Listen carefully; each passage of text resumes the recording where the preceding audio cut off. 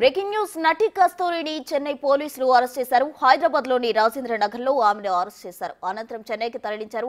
ఇటీవల చెన్నైలో నిర్వహించిన బ్రాహ్మణ సమాజం సమ్మేళనంలో పాల్గొన్న ఆమె తమిళనాడులో స్థిరపడ్డ తెలుగు వారిపై తీవ్ర విమర్శలు చేశారు. ఇష్టానుసారం నోరు పారేసుకున్నారు. దీంతో ఆగ్రహించిన అక్కడి తెలుగువారు ఆమెపై తీవ్ర స్థాయిలో మండిపడ్డారు. తెలుగు సంఘాలు ప్రముఖులు ఈ విషయంపై సీరియస్ అయ్యారు.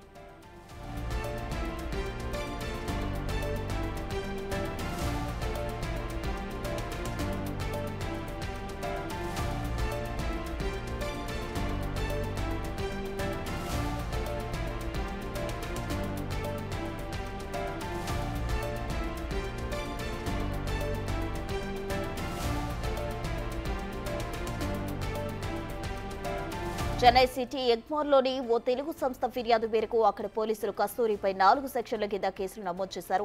పలు పోలీస్ స్టేషన్లలోనూ కేసులు నమోదయ్యాయి. దీంతో భయపడిన కస్తూరి అజ్ఞాతంలోకి వెళ్లిపోయారు. ముందస్తు బెయిల్ కోరుతూ మద్రాసు హైకోర్టును ఆశ్రయించారు.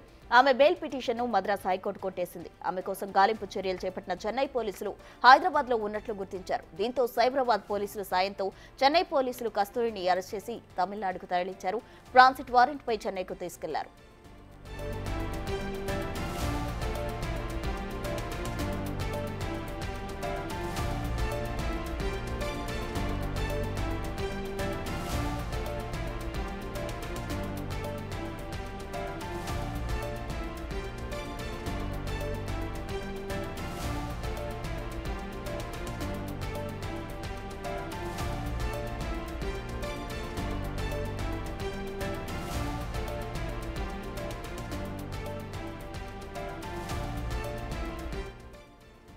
తెలుగువారిపై అనుచిత వ్యాఖ్యలు చేసిన నటి కస్తూరి అరెస్టుపై మరింత సమాచారం మా ఇన్పుట్ ఎడిటర్ పవన్ మరింత సమాచారం అందిస్తారు. పవన్. ప్రస్తుత ఈ నెల 3వ తారీఖున అటు తమిళనాడులో జరిగిన ఒక బ్రాహ్మణుల సదస్సులో సినీ నటి కస్తూరి పాల్గొన్నారు.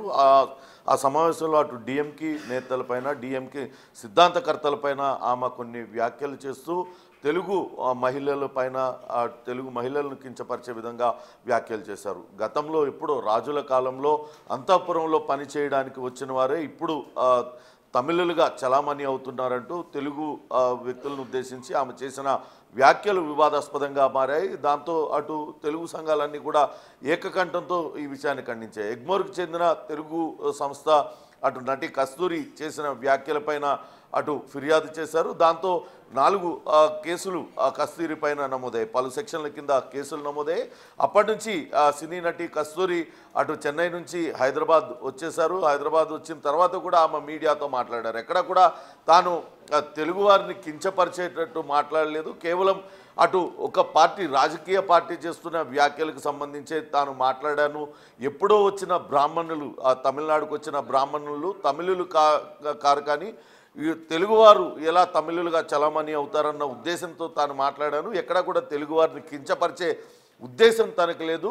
కానీ చెన్నైలో అటు తమిళనాడులో బ్రాహ్మణ సామాజిక వర్గానికి సంబంధించిన వాళ్ళని కించపరుస్తున్నారు. అందుకే తనకు ఆగ్రహంతో ఆ వ్యాఖ్యలు చేయవలసి వచ్చిందంటూ వివరణ ఇచ్చారు. కానీ అప్పటికే ఆమె పైన పలు స్టేషన్లలో కేసులు నమోదవడంతో ఆమె అజ్ఞాతంలోకి వెళ్ళిపోయారు. అటు ఇటీవలనే మదురై కోర్టులో అటు తనకు బెయిల్ మంజూరు చేయాలంటూ బెయిల్ పిటిషన్ కూడా దాఖలు చేశారు. కానీ మదురై కోర్టు ఆ బెయిల్ పిటిషన్ను కొట్టివేసింది. నిన్న అటు తమిళనాడు నుంచి వచ్చిన పోలీసులు నిన్న సాయంత్రం అటు రాజేంద్ర నగర్ పరిధిలోని పుప్పాలగూడ నార్సింగి పోలీస్ స్టేషన్ పరిధిలోని పుప్పాలగూడలో ఉన్న కస్తూరిని అదుపులోకి తీసుకున్నారు. వెంటనే ట్రాన్సిట్ వారెంట్ పైన ఆమెను ప్రస్తుతం తమిళనాడుకు తీసుకువెళ్లారు. ఈరోజు అటు అక్కడ కోర్టులో ప్రవేశపెట్టిన తర్వాత న్యాయమూర్తి ఎదుట హాజరుపరిచిన తర్వాత ఆమెకు రిమాండ్కు తరలించే అవకాశం అయితే కనపడుతుంది. అయితే కస్తూరి ఇప్పటికే పూర్తి స్థాయిలో వివరణ ఇచ్చారు. తెలుగు ప్రజల్ని కించపరిచే ఉద్దేశం తనకు లేదు. కానీ అక్కడ బ్రాహ్మణులకు జరుగుతున్న ఏదైతే అవమానాలు ఉన్నాయో దాన్ని ఖండించడం కోసమే తాను చేశాను. కానీ ఒక రాజకీయ పార్టీ కావాలనే తన పైన కక్ష కట్టి ఈ రకంగా తనను విస్తృతంగా తన పైన అసత్య ప్రచారం చేస్తుంది అంటూ ఆమె వివరణ ఇచ్చే ప్రయత్నం అయితే చేశారు. అక్కడ డిఎంకే శ్రేణులు కూడా కస్తూరి వ్యాఖ్యలపైన తీవ్ర ఆగ్రహం వ్యక్తం చేశాయి. అట్లనే తెలుగు సంఘాలు కూడా తీవ్ర ఆగ్రహం వ్యక్తం చేసిన పరిస్థితి అయితే కనపడుతుంది. కస్తూరిని ఈరోజు కోర్టులో హాజరుపరిచిన తర్వాత ఆమెను జ్యుడిషియల్ రిమాండ్కు తరలించే అవకాశం అయితే ఉంది. Prasanna. Right Pavan, thank you.